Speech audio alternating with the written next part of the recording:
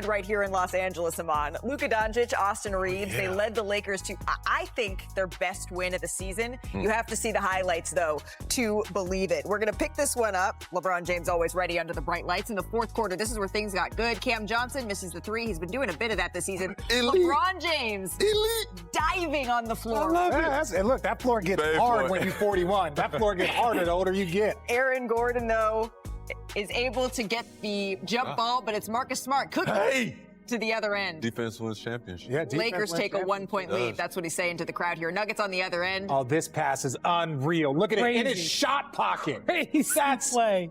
Come on. Tim Hardaway Jr. drills the triple from the corner. That was a no-look. Yeah, he didn't pass from Jokic.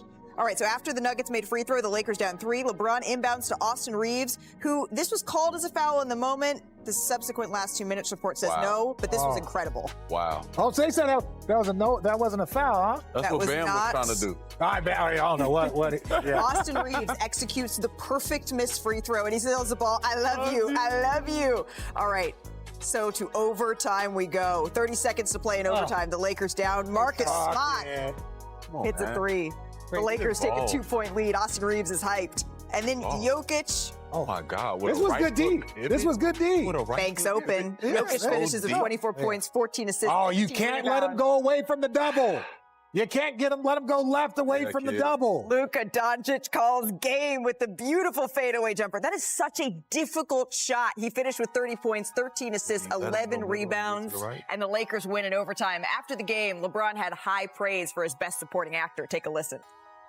I can't think of it just right now because I'm still kind of engulfed in what just happened on the floor. So, just a big time shot by a generational player. He's just a big time player, man. And, for us, it kind of just, we wanted the last shot. So we wanted to put the ball in our guys' hands. Started with AR. AR was able to find him. He was able to get away from the double team and just hit one of his patent step backs. So it's going to be just the first of many. So Luka, he followed up his first 50-point performance with the Lakers with his first game winner, and then he got some help from Austin Reeves, right? They're 4 games with at least 30 points, 5 rebounds, 5 assists, the third most by any duo in Lakers history. That's pretty impressive. How do they figure this out? We have the best stats team in the business. Alejandro's on the case. And they did it 3 times this week. Richard, you called this game. I walked by you, the person who flicked the back of your head mid-call. I appreciate that. Was professional, ladies and gentlemen. Your biggest takeaway from the game, sir, was what?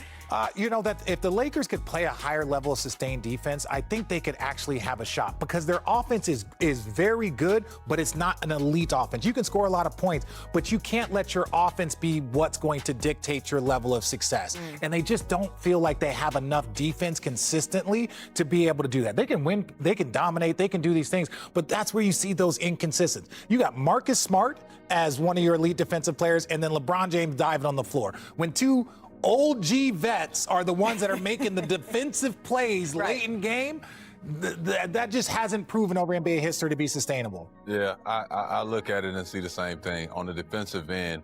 And it's not a thing where you need individuals to do it, right? You need 5 guys doing it. It's got to be defensive principled.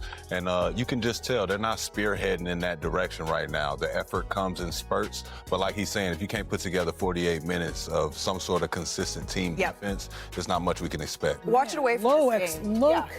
What? Come on, get some excitement for the Lakers. I agree they're not winning the championship. I agree they're not winning the championship, but they got 3 things going for them right now. Their defense was absolutely atrocious for months. He said we need to be atrocious. For the last 6 weeks, they've been defending better. They've been sort of a middling defensive team. That's glass half full to me. 2, they've been making threes. Okay, they were a really poor shooting 3-point shooting team for a lot of the season. Last 15 games, they're 3rd in the league in 3-point percentage. Welcome back, AR. And Luka Kennard, that helps too. And Luka, LeBron, and Reeves, when they played together, were negative for a long stretch. And they figured it out. Over the last few weeks, they've found ways with role changes to get there. Staggering minutes. Yes. Now I'm going to say this road trip coming up the road going trip. to test them a lot, starting with these 2 games in Houston. Houston, now Şengün is questionable tonight with the sore back, so that's a key when you look at that 44%. Houston's the 3rd best home team in the league. And if Houston wins one of these 2 games, it'll win the tiebreaker. This is really hard. And then look at that Wednesday, Thursday. You guys know to fly west to east on a back-to-back. very difficult. So these next 3 games, very, very difficult. So I'm not going to say the Lakers have arrived, but I do think that they should be praised for how they've rolled up their sleeves and improved their team as the season's gone on. And if somehow they're able to go, 4-2 on that road trip? That's a great road trip. That's a great road trip. It depends on which 4 they win. If they win the next 2, I will declare the road trip a success. Real talk. Oh, because that of yes. That would get the tiebreaker and push Houston 2 games back. And they already have the tiebreaker against the Denver Nuggets, and so that could come into an important piece of all of this as well. But as the West playoff pick hold the 6th spot. I want to bring in Brian Windhorst to talk about the Thunder and all things Western Conference. Look, they're the defending champs. They're on that 8-game winning streak. They're looking really good. The Spurs, young, maybe a year ahead. Do they have gas in the tank to potentially catch OKC up top? They sure do, because I want to tell you that when you evaluate where teams are in the standings this year, you have to look at how many tankers they're playing coming in. And the Spurs are playing a lot of them. They have the 3rd easiest schedule coming in. The Thunder schedule sort of more in the middle of the pack. And also say it looks like it's a big lead because it's 3 games, but it's really only 2, Matt, because the Spurs have the tiebreaker. So look, if you're asking me, do I think the Spurs are going to catch them? No, I would still think that Oklahoma City is getting number 1, but this is not done. And Victor Wembanyama's MVP case is going to be tied to seeing whether he can pass the guy who's the champ in front of him right now. Which, by the way, the Spurs, they've got a mental advantage with the Thunder. They know how to beat them when it counts. If this thing even gets late into the playoffs, those 2 teams face off. Who knows what will happen there with this young upstart Spurs team. Speaking of upstart, Lakers, they've won 5 straight. It's reason to get excited in L.A. How much noise can L.A. make in the final month of the regular season? Well, there's 3 things going for them that I think we should point out. Number 1, they've improved significantly defensively. Any conversation about the Lakers earlier this season was hard to be serious about because they couldn't defend. They've been much better over the last 6 weeks. They're not a great 3-point shooting team, but over the last 15 games, they have been very good. They've been 3rd in the league in percentage. They all of a sudden, with Luke Kennard's arrival has helped a little bit, but they've just shot the ball better. And number 3, they were not great this season when their 3 best players were on the court, but that has been fixed again over the last 10 to 15 games. That has swung into the positive. That this 5-game road trip that begins tonight in Houston is very, very difficult, though. It is going to challenge them. The Rockets are the 3rd best home team in the league, and they're right next to them in the standings. So all of this work for the last couple of weeks that has gotten them into this position could be undone by a bad 10 days here. We'll see how they handle this challenge. But Wendy, how much noise? A loud talk, a scream, or like just a yell? Like, where are we noise meter with them? In my view, I don't think that they are a serious contender to win the Western Conference. However, if they continue to play this way and things fall their direction, I think they could make a run maybe to the conference finals. But hey, one person turns their ankle at the wrong time, you could find yourself in the finals. The Lakers want to be in that position. They could get there. So we'll give them a loud talk, kind of like when you're in studio with customers. I didn't answer the question. You're right. I was a mistake. You corrected me. Thank you. Dodging questions. Brian Windhorst. Good stuff. Thank you. Some other news. Los Angeles Lakers. We'll go to a wake-up call. Here it is. Luka's game winner from Mike Breen. They're going to hold it for the final shot and try and win it here in overtime. Reeves to Dončić. Spencer Jones on him. Here's the double. Dončić on the drive, step back, puts it up, puts it in with 0.5 of a second remaining. Some Luka lunacy here. The Lakers survive in overtime. And a thriller against the Nuggets. Vince, I mean, look at this. They also had the Austin Reeves throwing it off the rim. Yes. 5 wins in a row. And I know Charles Barkley said, I don't want to wake up Monday morning and see these shows talking about the Lakers. Charles. Guess what, Charles? It's Monday morning. We're talking about the Lakers. Vince, are you buying this win streak? Or are you saying, hey, let's hold on a little bit before we jump on this Lakers bandwagon? Oh, my phone is Charles Barkley texting me, telling me to leave you alone. Okay, all right. No, but I do think the next couple of weeks, guys, will let us know exactly what the Lakers are made of. These 5 wins were at home against great competition, not great competition. These next 6, we got problems, baby, because you got Houston twice. You got to go and play Detroit, who's playing well, Orlando, who's red hot, Miami, who has a guy who can score 83 points in a game. This is going to tell us exactly who the Lakers are headed into the final stretch for the playoffs. They're 3rd in the West right now, but 3 through 6 could be anybody. Houston could be a first-round playoff matchup. This is going to say a lot. I'm very fascinated. Now, in the weeks leading up to this, we're talking, well, maybe LeBron leaves and goes to Cleveland, or maybe LeBron entertains New York. If the Lakers keep winning, Shams, what does that mean for LeBron's future with this team?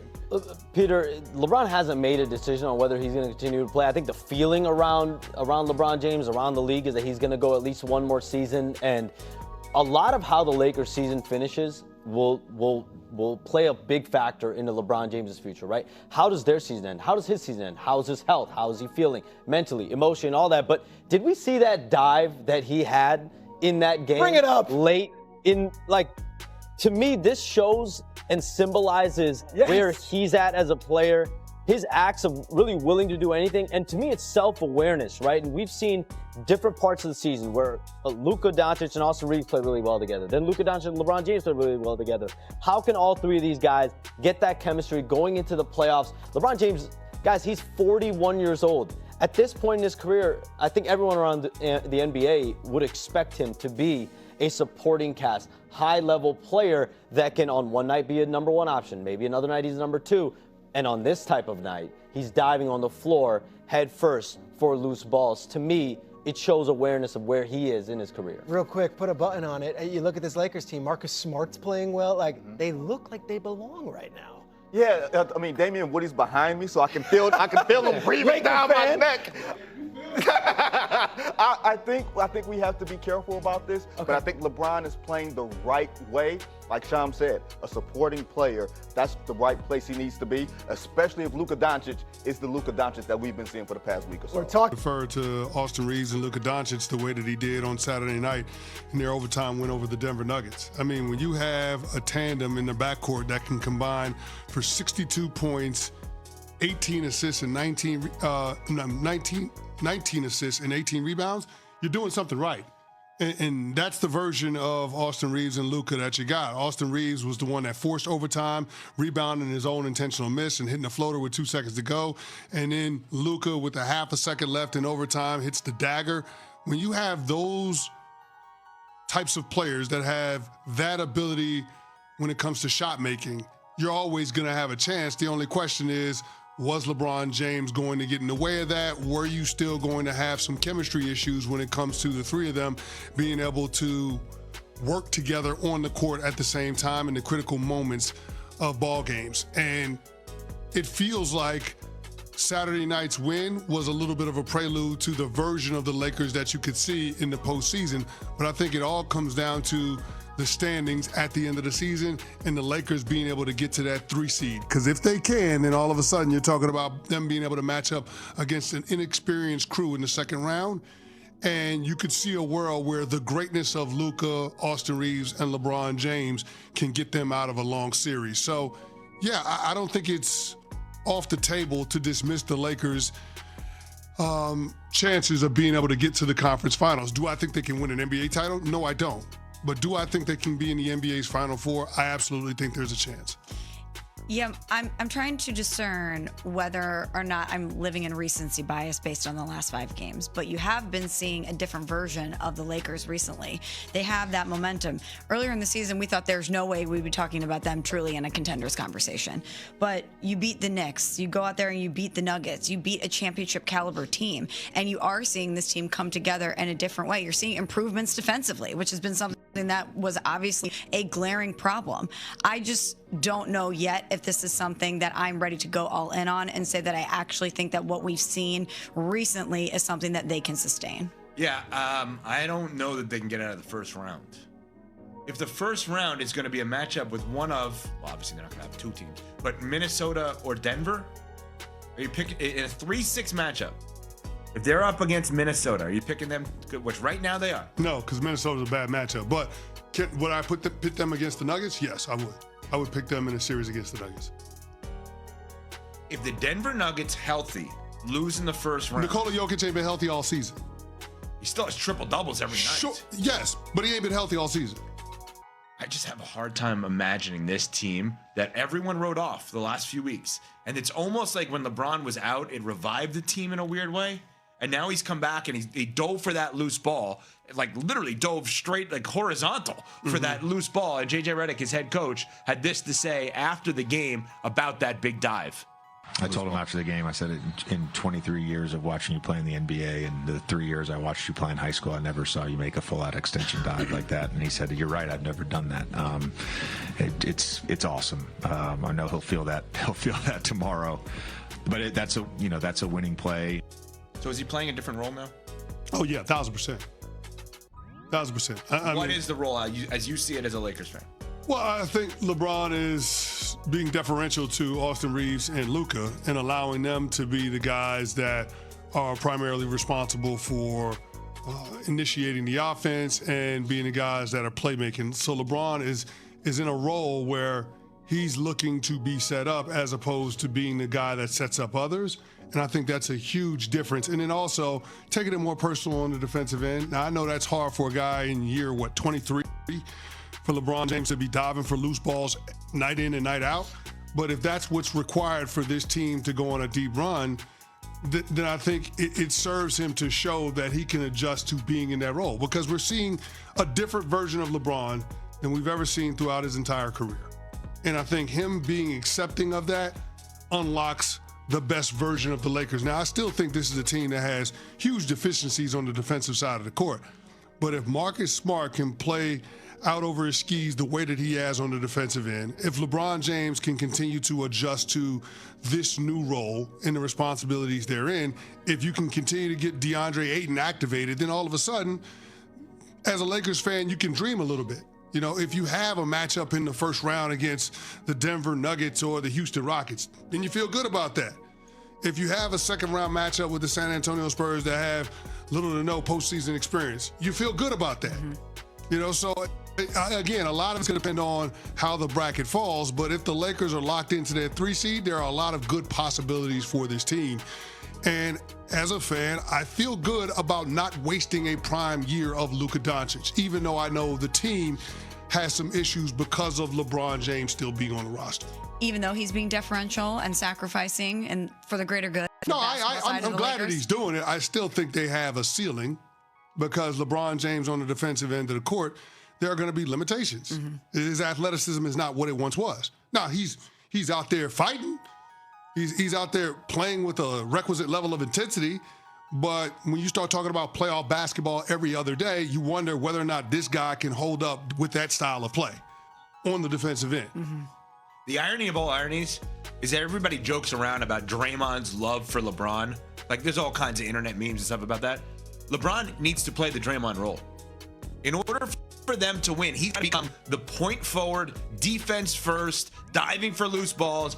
And while we saw it on Saturday, the idea of him doing that every game is almost impossible for someone of his age and his level of experience. Now, if he does it, and there's a new arc to his career, I'm not... What are you looking at me like that? I'm not getting to Jordan, if that's what you're thinking. I'm just loving that you're having this big buildup where you're giving LeBron James credit. No, credit? I'm saying there's no way he can do that. That's my point, is that, like, what you saw... But what if he does? What if this continues? How?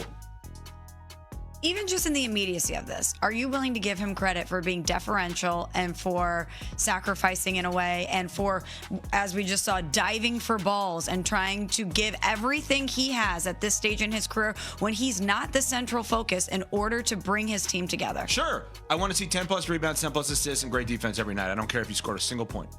You don't need to. They have guys who can do that. How is LeBron James going to play that role? That's the role the Lakers need, right? Next year, when they build this team around Luka, what they're going to find What'd you say he needed again? 10-plus rebounds, 10-plus assists. I don't care about the points, and I'll take that guy, whoever the best player is. If he's the second greatest player to ever lace him up, and he was All-NBA the previous season, why would you think he doesn't have the capacity to play that role? It's just an every night thing. Okay. That's difficult for anyone to do, right? Like, take whoever you deem to be best 3-and-D wing in their prime and ask that person to do it every night, including to get to 16 wins in the playoffs. That's hard to do. And having the discipline. This is the beauty of the Draymond, Dennis Rodman role. It's having the discipline of, I don't care if I score. That's the hard part. That's the hard part. I don't care. Because when you don't touch the ball, can you have the same level of energy when it comes to rebounding and defense? Now, what activates guys on the defensive end is getting the opportunity to get on offense. If I get a stop on defense, that means I can get the ball on offense and score. That's the incentive for every player at every level when it comes to most sports.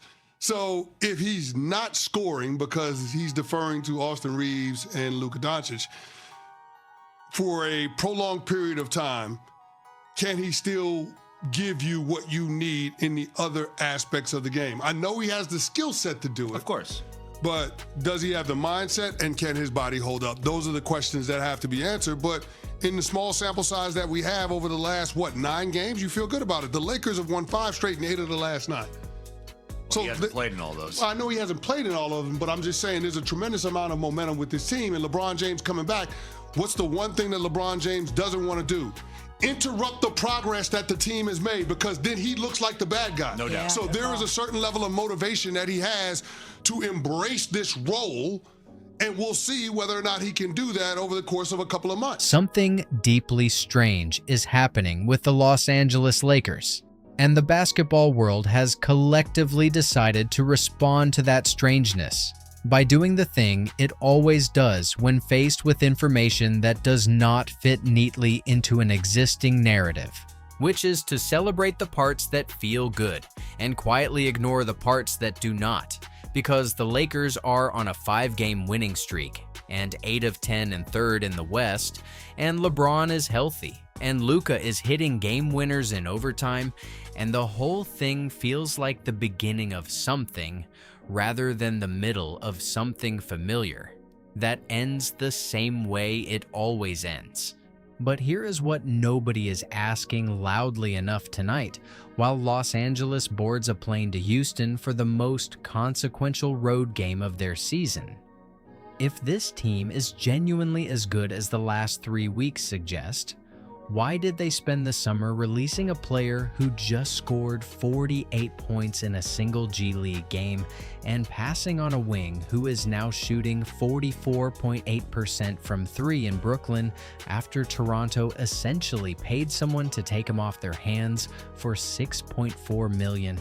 And if the front office is capable of missing those 2 relatively obvious opportunities to improve the roster at minimal cost, what does that suggest about its ability to execute something as organizationally complex as facilitating a Giannis Antetokounmpo trade that sends OG Anunoby to Los Angeles through a 3-team mechanism that requires everything to go right simultaneously?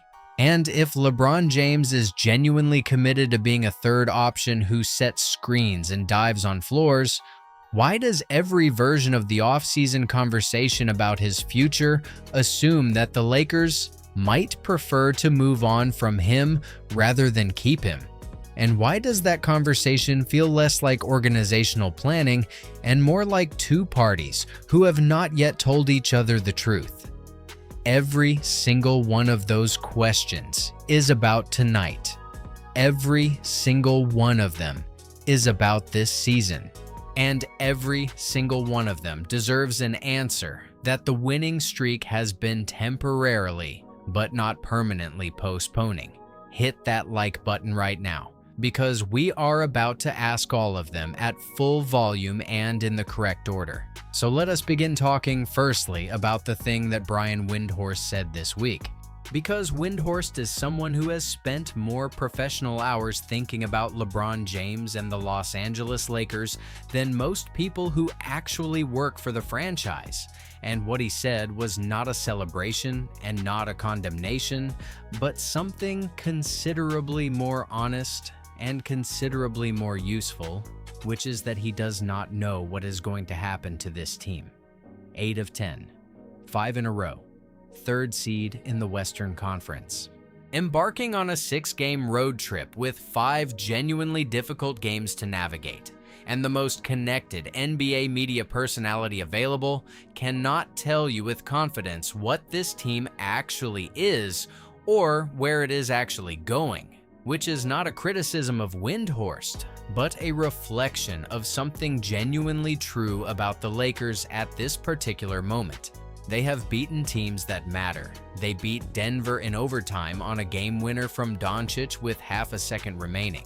They beat Minnesota. They beat New York. They have done things that teams without legitimate playoff ambitions cannot do. And yet, the defense ranks somewhere in the middle of the league. The rebounding is a persistent and documented problem. The Big Three has been assembled for the better part of a year and still has not logged enough consistent minutes together to produce the kind of chemistry that championship rosters develop over full seasons rather than compressed stretches. And tonight, they are road underdogs against a team that beat them by 23 points the last time they shared a floor, which was Christmas Day, which was not that long ago, and which apparently the current winning streak has caused a significant portion of the fan base to either forget or reframe as an anomaly rather than a data point.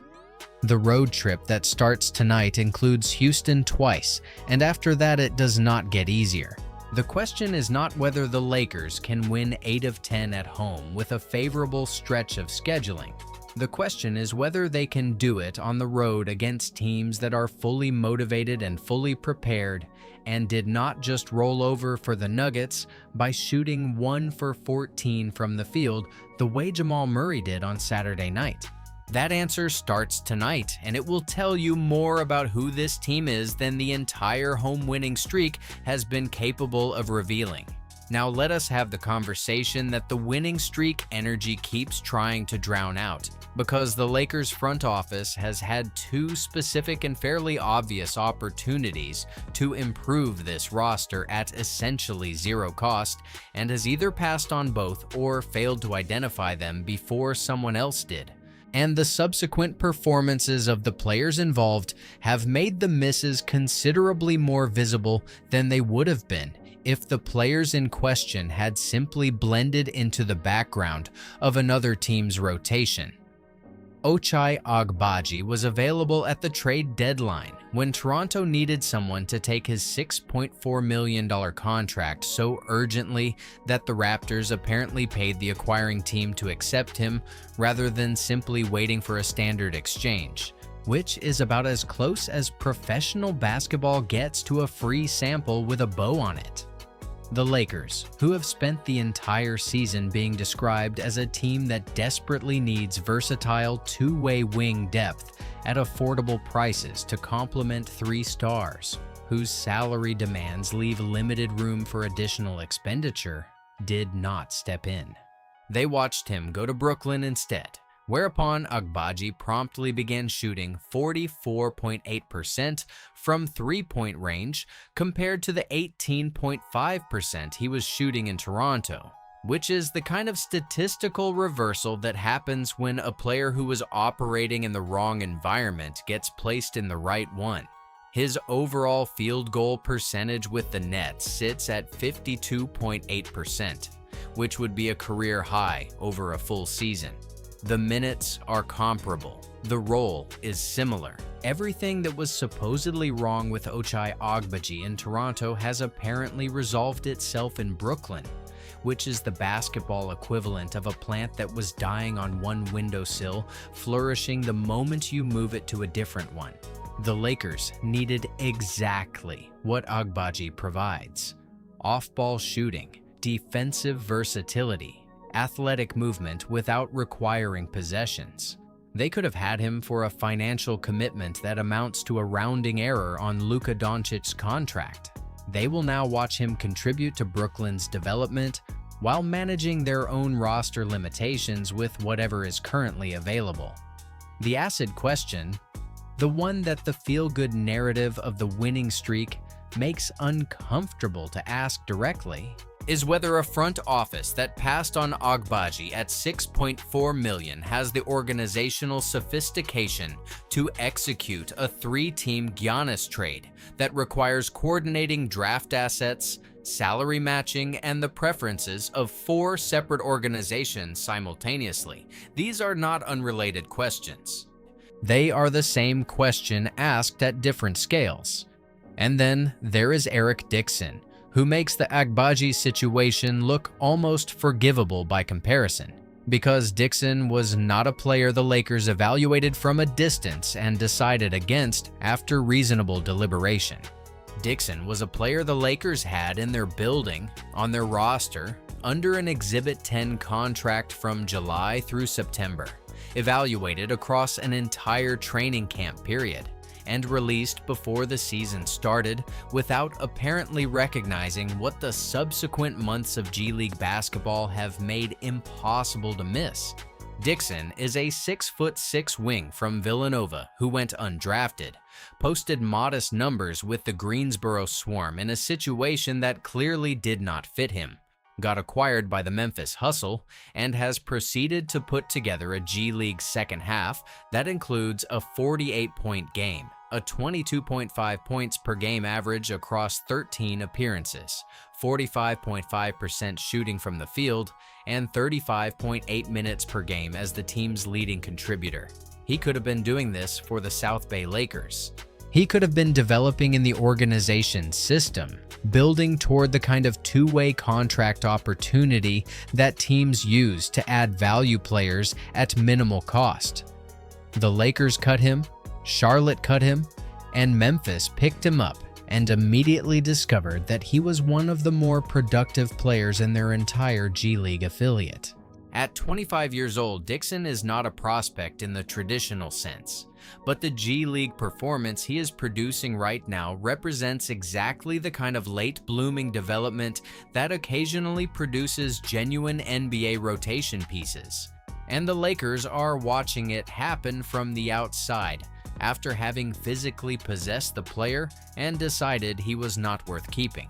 The uncomfortable truth sitting underneath both the Agbaji situation and the Dixon situation is that the Lakers are building their off-season narrative around ambitious and complex transactions involving Giannis Antetokounmpo and OG Anunoby, while simultaneously failing to identify and retain players who cost virtually nothing and are now demonstrating real value for other organizations. Both things can be true simultaneously, and the fact that they are simultaneously true is worth examining honestly, rather than explaining away with the comfort of a 5-game winning streak.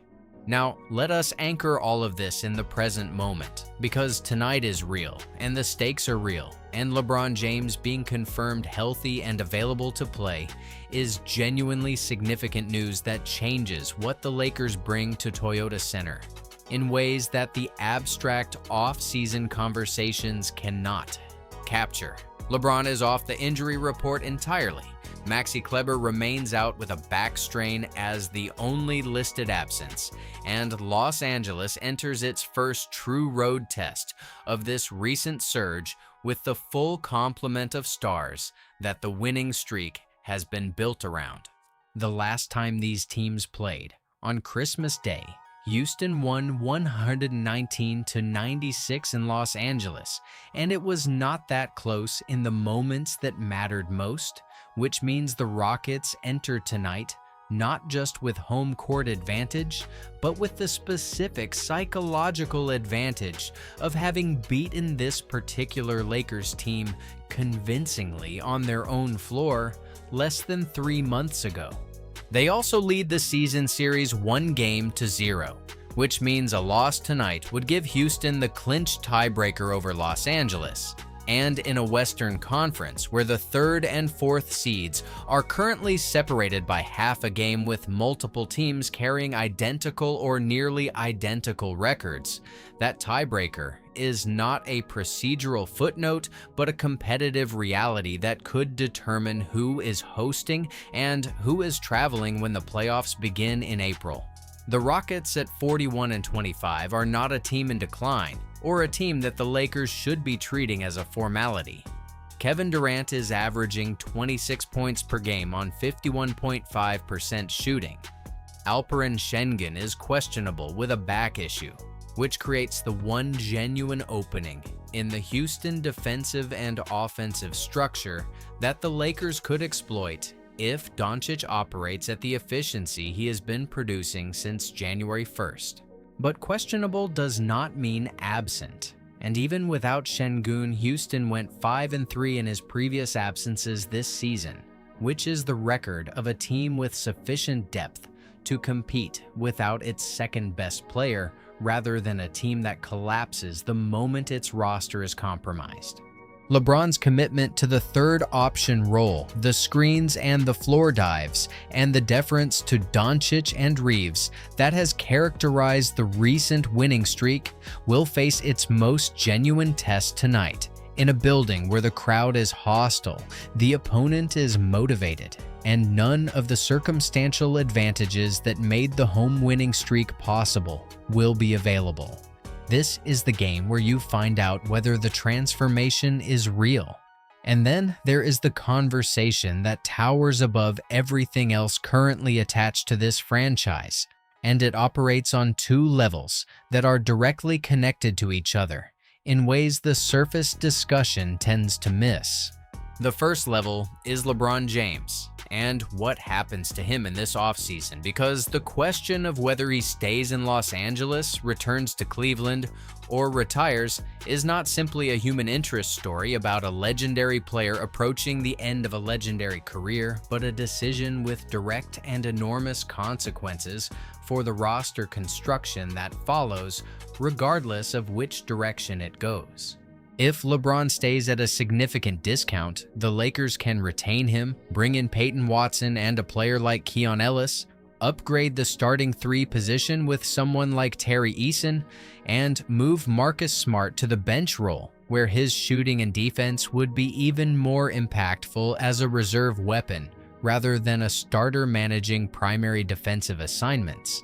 That configuration gives the roster considerably more two-way depth while keeping the big three intact for at least one more season, during which Adutiero can develop toward the rotation role that this year has been a development year for.